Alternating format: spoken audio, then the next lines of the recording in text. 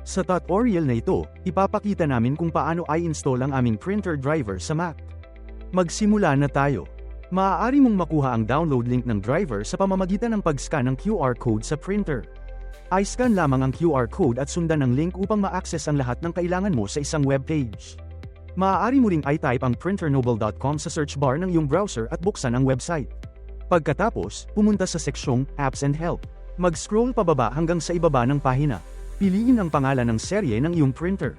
At makikita mo ang lahat ng kailangan mo, kabilang ang Mac driver, Windows driver, mobile app, at user manual. Ngayon, i-download natin ang Mac driver. Hanapin ang na-download na file sa iyong Downloads folder. At i-double-click ito upang simulan ang proseso ng pag-install. Sundin ang mga on-screen na prompt at i-click. I-click ang Continue upang magpatuloy.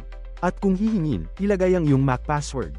Pagkatapos, i-click ang Install Software upang simulan ang pag-install. Kapag natapos na ang pag-install, handa ka ng i-setup ang printer. Ngayon, i-connecta ang iyong printer sa pinagmumulan ng kuryente. At i-on ito sa pamamagitan ng matagal na pagpindot sa power button. Susunod, ipasok ang USB cable sa port ng printer. At i-connecta ang kabilang dulo sa iyong Mac. Kung ang iyong Mac ay walang USB port, gamitin ang Type-C to USB converter. At i-connecta ang printer sa iyong Mac.